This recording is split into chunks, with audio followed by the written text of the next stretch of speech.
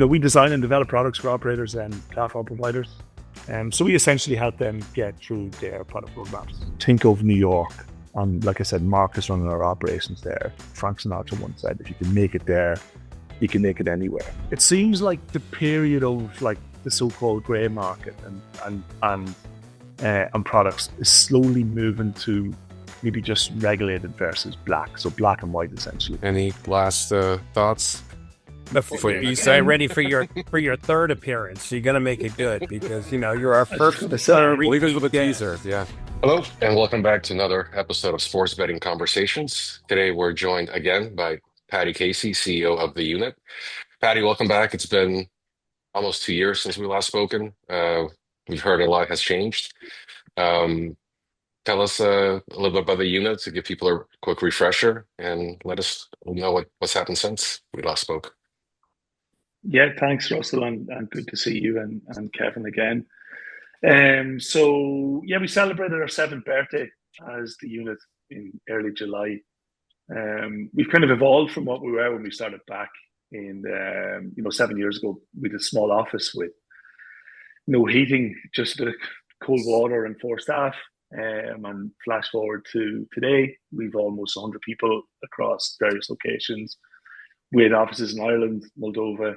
We have a small business hub in Manhattan, and we're just about to start building out our 4th office in Zagreb in Croatia. So, we design and develop products for operators and platform providers. Some of our agreements are, our engineers are an extension of our clients' internal technology and product teams.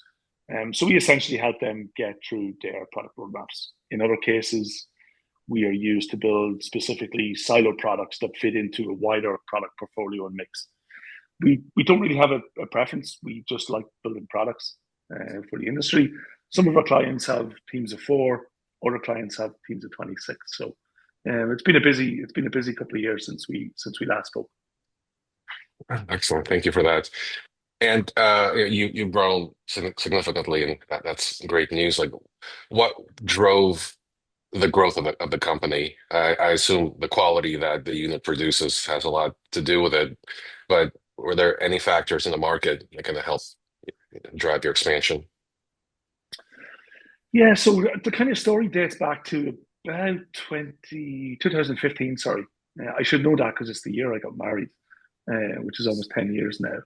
And so myself and the other co-founder of the unit, we both worked with a London-based agency called Grand Parade, which was also a product design and development company that worked and serviced clients within the kind of betting and gaming space.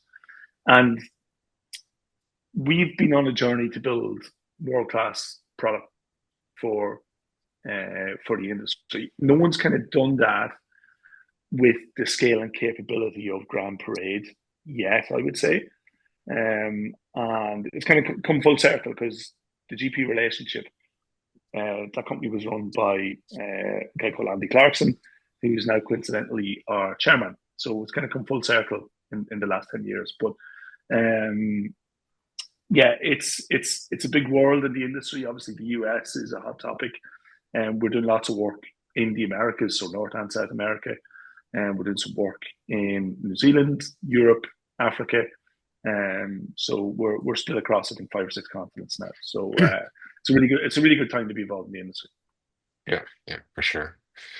And you mentioned that you have an office in Manhattan. Can you tell us why having an office in New York has been a benefit? Yeah, so in January of this year, we took an office in Manhattan. So our VP of Sales for Americas, Mark O'Hare, is kind of running our operations there. And just kind of pull it back a little bit. So we have experienced product development people in Ireland, the UK, and now in America. And I think, us as a company in those particular functions within our business, those people are close to clients. They can understand their business, their culture, and basically, very simply, get requirements to build a product. And we then take those requirements, feed those into our development teams in Moldova, soon to be Zagreb, And we do that to get the products built. So we encourage our clients to visit our offices, but generally we like to go to them. So personal contact and understanding are key for us here at the unit. So we need folks in each continent.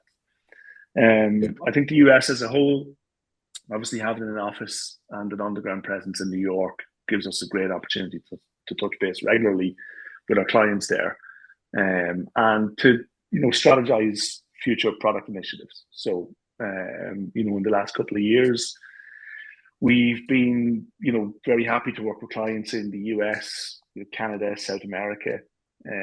So it's been really great, and this probably sounded a little bit corny, but think of New York, and like I said, Mark is running our operations there. It still is, in my opinion, as Frank Sinatra once said, if you can make it there, you can make it anywhere. And I genuinely believe that's the truth. I think if you can go in and do combat, so to speak, commercially and from a relationship perspective on the streets of New York, I think then you give yourself a chance. You give yourself a chance. You need to know your stuff. We do know our stuff. We're building some fantastic products with some fantastic clients at the moment. So there's something special about New York, though. We tend to agree. DataArt is now 28 years in New York, and has gone from a small office like yours to now 5,000 engineers around the globe. Doing similar work, the custom solution. We build custom solutions for all our partners. And obviously known for a lot of our work in the sports betting area. But what's interesting to me being in New York right now is the sweepstakes market and maybe how it's impacting, the iGaming and the, you being nimble, maybe in building products in that area. I know in New Jersey where I live, we just raised our taxes in some of the sweepstakes, which maybe will benefit me. But can you talk a little bit about the sweepstakes and maybe how to keep up to date on the product build on that and how, if it's changing here in the US? Yeah, I mean, I think sweeps are definitely under the microscope. I think several states have moved to ban them in recent sessions. So it seems like the period of like the so-called grey market and products is slowly moving to maybe just regulated versus black, so black and white essentially. Now that's probably going to take a little bit of time, but even if you look outside the US, there's a lot of regulation going on. I think Louisiana, for example, they want to impose severe civil penalties, and probably borderline criminalization on sweepstakes companies. So I think some brands might try to go fully legal in the States, and that obviously comes with smaller pools of players in the regulated markets, high market entry costs, and some of the sweeps brands might try to continue to broaden their international push, I think. So I think with gambling and gaming laws, specifically in the US, being decided on a state by state level, sweeps won't be going away anytime soon. So it's a very interesting space. And that leads to, we, speaking of innovation, for example, we know the industry is always innovating and creating new ways to engage with customers. So, the so-called unregulated sweepstakes crypto brands, they're really, really driving innovation.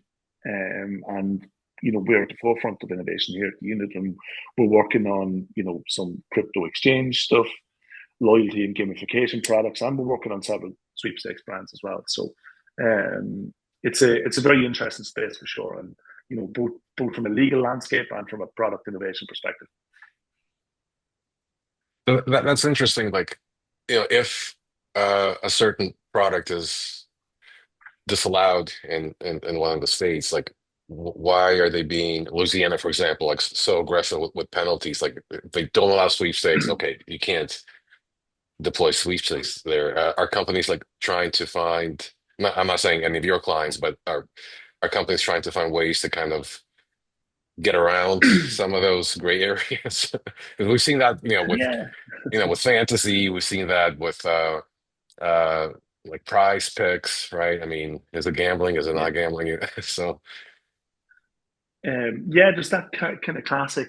I mean, the cost of doing business right and doing things the kind of legal way in the US is probably sometimes prohibited for brands.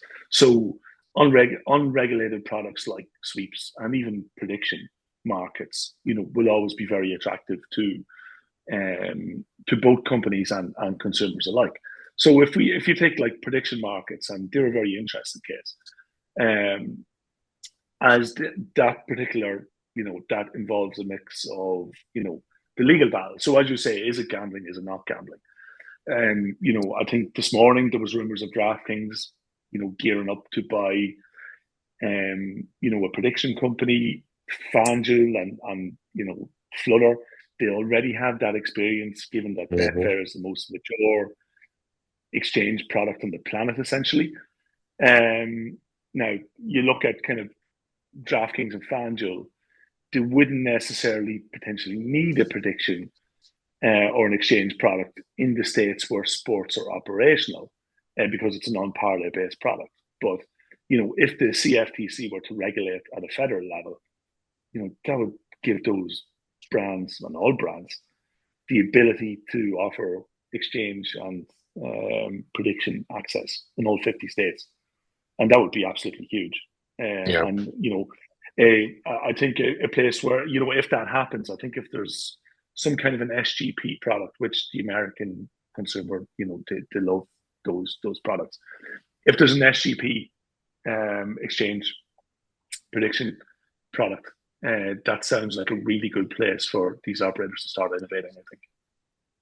Yeah, I mean, if there are rumors that DraftKings and FanDuel are getting into this market, sounds like some legislation could open up for them. I think so. I mean, when you think of what those companies do, would they really launch in a state where sports betting is illegal? I mean, I don't think they would. So, maybe something's happening behind the scenes there from a legislation perspective with the CFTC. Yeah, makes sense. Okay, and as you kind of continue to expand, what do you see kind of coming down the pike in terms of, to give away, your secrets, but like potential new products or markets, not only in the United States but globally? I think definitely, the prediction exchange piece That's the big one. Yeah. In the States is really, really interesting. I think, there will possibly eventually be an SGP and cash out function that lives within that product space. I think crypto will eventually be regulated in maybe not US, but definitely internationally. We've seen a lot of innovation in the crypto space on particularly on casino at the moment. So that's pretty interesting.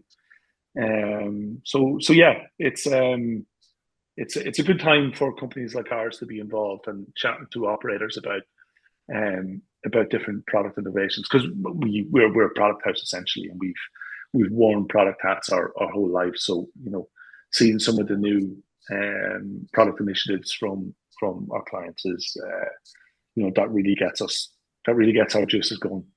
Yeah, for sure.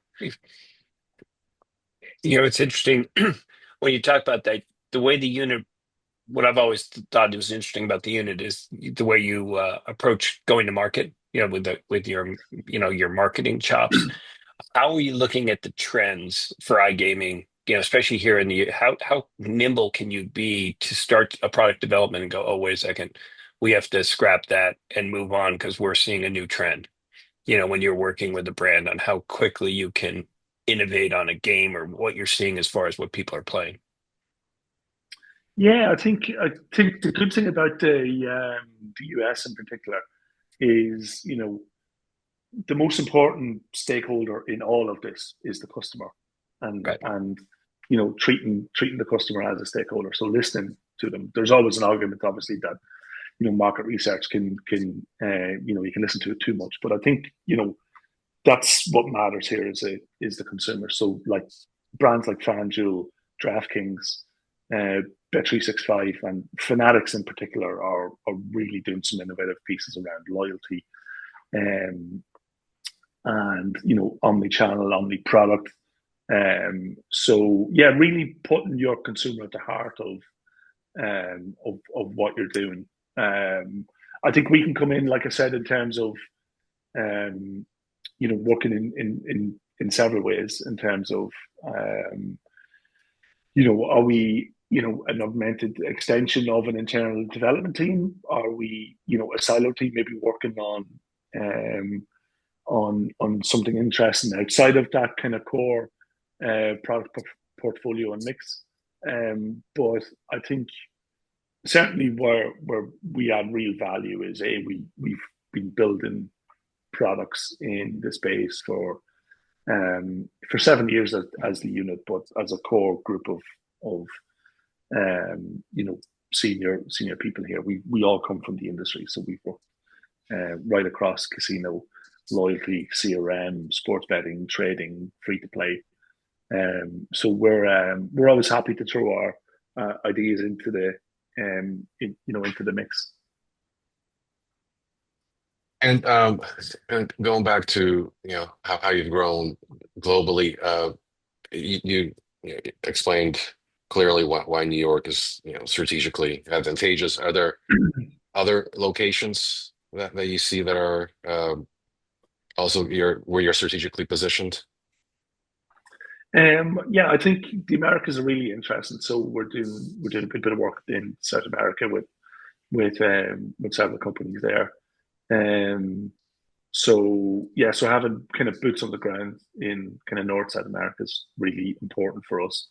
Going back to having people in different continents. So yeah, look, we're like I said, we're working with clients in Asia and New Zealand, different parts of Europe. So we're having conversations at different times of the day from some very exotic locations. Yeah, which isn't from where I am right now. Yeah, I think the Americas is really good, and I think and I know we'll probably touch on this in a second, but like the whole taxation landscape will probably drive more innovation as over the next, I think, 24, 36 months, where we have Illinois as an example, right? So they've got their transaction charge, which is unique. I think BetMGM have introduced minimum stakes today, and that probably is a bit of a measuring ground for the rest of the US because outside of the big 3 or 4, right, where you take Illinois, they're passing the taxation onto the consumer. I think on the grand scheme of things, if you think of the US on a global scale for those operators, it's not really that big of a deal. It may inadvertently and unintentionally have a consequence of pushing bettors to use maybe some of the unregulated or offshore books. But I think for those operators where taxation's increasing in New Jersey, for example, which I think this year increased to 19-20% across the board. Maryland bumped mobile tax up to 20%. That's going to drive a bit of innovation because it's eating into the bottom line there, right? And who's coming on a white horse to speak up on behalf of the industry that we love and the industry that we work on? I mean, other than lobbyist groups, do people really care about betting and gaming? So it's probably a bit of a sitting duck for legislators in terms of taxation on kind of testing out different things in different states. So yeah, probably a bit of a penalty kick in the form of increasing state revenues, I would say. Yeah, no, that's an interesting perspective. Yeah, yeah, if taxes are being increased right on these platforms, then that's going to decrease budgets and across the board. Yeah. It might lead to, I was listening to an Eilers podcast just the other evening, which is really good.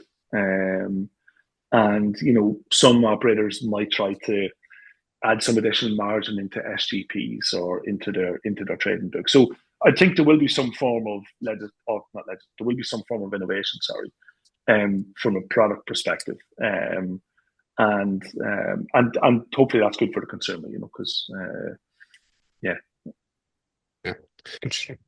Yeah, excellent. Well, this was great catching up with you, Paddy. Any last thoughts Before before the you next got to get time? ready for your third appearance. So you got to make it good because you're our I was just first going to say, Leave us repeat with a guest. teaser. Yeah. So yeah, leave yeah, us or something to bring you back on, and we'll see yeah. if you're Well, right. I think if we come back in 2 years, Kevin Russell versus 2023, I'll definitely have no hair in 2027 as we continue to grow. I think it's a couple of It's a young good. kids, and That's good. We'll yeah. be But brothers. thanks for having us on again. Yeah. It's That's great. always good catching up with you guys. Yeah. Welcome anytime. Yeah. Thank you. Yeah. Excellent. Thanks, Paddy. All right. All right, guys. Take care. Thanks a lot. Bye-bye.